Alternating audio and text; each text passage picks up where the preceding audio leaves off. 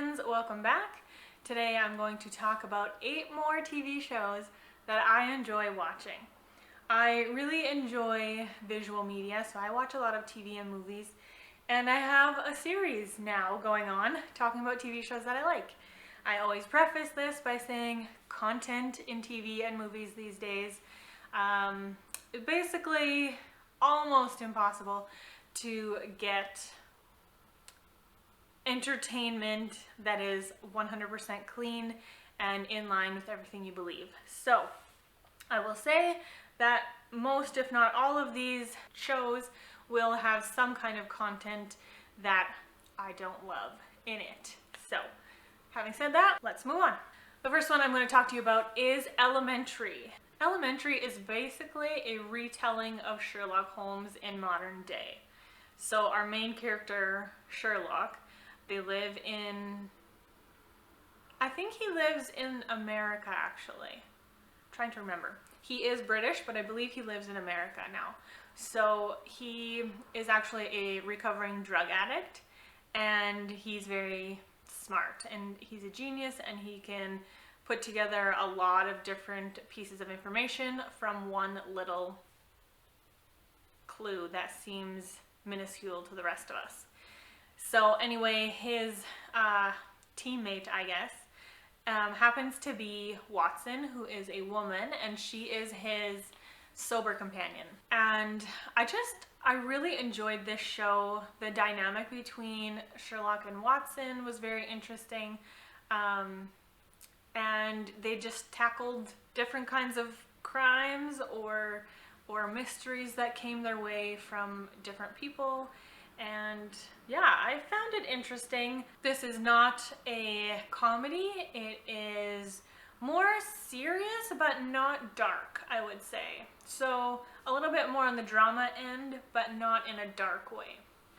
I mean, I would prefer definitely the BBC Sherlock Holmes, like the more authentic Sherlock Holmes, to this one.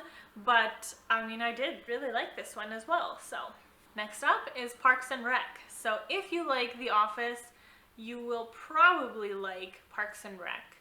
Not guaranteed, but probably. It is a very similar format where it is kind of like a documentary team has gone into a Parks and Recreation office facility, and they're going to do a documentary on the employees at this Parks and Rec office.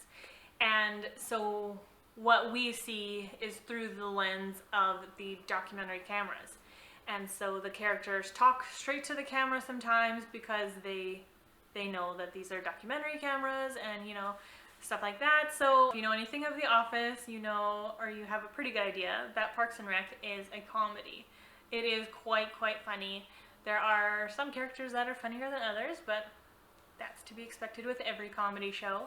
And yeah, we just follow their antics as they try to get different bylaws passed or different like parks created or saving different parks from development or random things like that, and it can come down to their personal life as well. So it is very entertaining.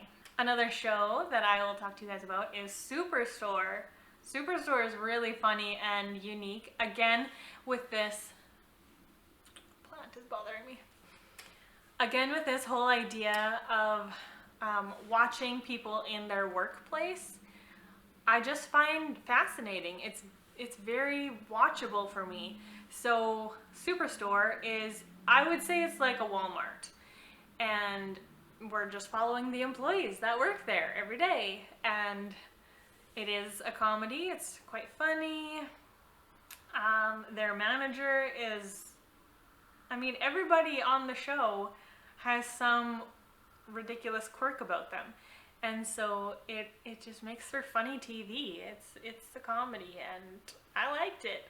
So I don't know what else to say about it. It was, let me know if you guys have watched Superstore. Another one that I really like, which is a little bit out of my wheelhouse, is Manhunt Unabomber. I've actually watched this one 2 or 3 times, and I could totally watch it again. I found it so fascinating. It is Okay, Ted Kaczynski, the Unabomber from the 80s, was it? I don't remember which decade. But anyway, this is real life, like in our history. He was sending bombs in the mail and trying to make some kind of statement through bombs. And this show is like fictionalized retelling of true events. I think that's probably accurate. I really like the pacing of this show. It feels very much to me like it could have been a British show because of the way that it's filmed and lit, and the casting and everything just feels like a British show. But I really loved it, and it was very fascinating to learn I guess what was going on at that time, and you do get some of Ted's perspective and his reasons and where he came from. And yeah, I just found it really, really fascinating. So if you've ever been interested in learning something historically accurate in a fictionalized way, you should definitely check out Manhunt Unabomber. There is a second Manhunt, what's it called? I forget what it's called, but it does follow a different bomber in history.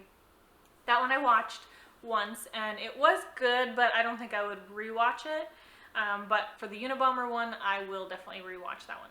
Next up, okay, we are gonna call this one a guilty pleasure, all right? All right. H2O, just add water. Now, okay. So funny.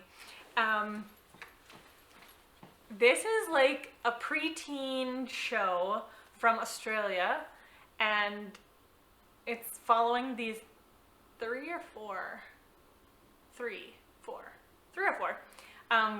teenage girls who have discovered that they are also mermaids because of something that happened to them.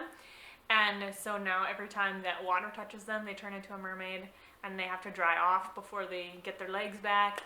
And yeah, it causes all sorts of mayhem at their school and within their friends and stuff because they're trying to keep this a secret. And it's, I don't know, it's definitely a guilty pleasure because I wouldn't say like it's overly well done or that the acting was superb or anything. Probably, I'm guessing a big draw for me is the fact that it's mermaids and they're in the ocean a lot. So that's probably partly why I like it, but we're just gonna go with that and leave it there. The next one is Designated Survivor, and in the same breath I will say that the show was canceled, but then Netflix bought it, and then when Netflix was making the show, then they added a whole bunch of stuff that didn't need to be in it. It wasn't in the original. They added wild storylines that like did not feel true to the show when it was airing on network television, and so I'm going to say Designated Survivor without the Netflix seasons. So Designated Survivor is really interesting. It is all modern, it's all realistic and stuff like that. So we're following this guy who is the Designated Survivor. That is kind of his title. He works in government, but he's really low down on the pole of power. And he's not aspiring to be the president or anything. This is in the States. So he's just happy doing his job, and there is some kind of big summit or something where all of Parliament is at this event, and there's a big bomb and it blows everybody up and everybody dies. And so when I don't know if this part's accurate or not. You guys, if you're in the States and you know your legal system, let me know if this is true. But if everyone in the government dies together at the same time suddenly, who's in charge, right? So that's why they have like this long list of, okay, well, if so-and-so dies, then the next person's in charge. And because everybody was at this event, it comes down to this guy, this Designated Survivor. And he does not know how to be a president. He never wanted to be a president. This isn't his what, like, he's being thrown into this position and he doesn't want it, but he does feel an obligation to do the best he can in this role. And it's very interesting. I found it very, very interesting just to see how somebody in that kind of position would lead a country. Like, and the stresses that is on somebody like that, especially because he doesn't have the training or the natural inclination to make big choices like this. So yeah, I would recommend it, but I would stop before you get to the Netflix seasons, because those are kind of garbage. Another one I want to talk about, which again is a little bit outside my wheelhouse, is High Seas. High Seas we found on Netflix, and it is actually, is it Spanish? I don't know what language it's actually in, and I do not watch anything that is in a foreign language with English subtitles. I don't want to be reading my movie. That's not enjoyable to me at all, in the slightest, no. So when I first saw that this one was on there, I was like, well, the storyline sounds interesting, but we'll see, because if there's subtitles, I'm out. But thankfully it was a dubbed over. So I don't know if that's the official terminology, probably not.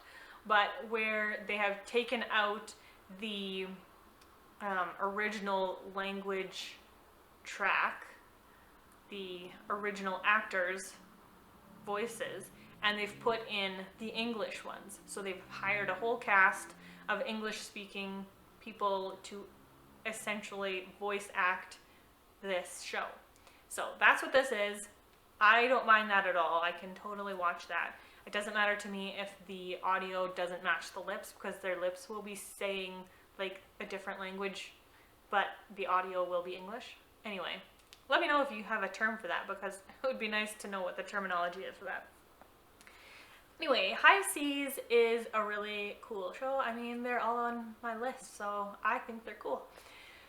High Seas follows two sisters of, this is historical as well, I don't know, like 1900s maybe? I don't know. Two sisters who are of a wealthier family. Their dad owns this shipping company, passenger ships, and he has a new ship and it's on its maiden voyage, and the two daughters are wanting to participate on this maiden voyage. So they both go on the ship. One of them has a fiance, one of them doesn't. You know, they do get along, but they do have very different lifestyles. And there is a murder on the ship, and there is a whole bunch of mayhem and deception and stuff going on this ship. Nobody can leave because they're on a ship in the middle of the ocean.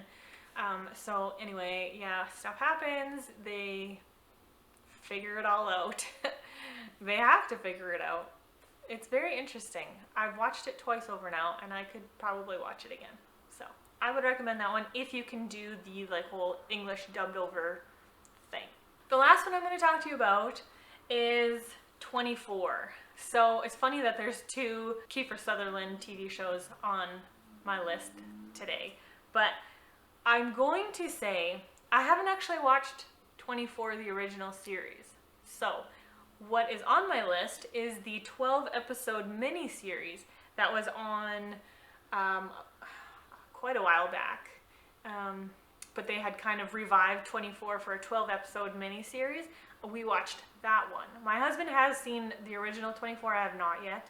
But what I'm talking about right now is the 12-episode mini-series. So it's really, really interesting, and I really liked it. It has to do with all sorts of like political stuff in the American government, as well as like terrorism in some Eastern countries. I don't remember which ones exactly.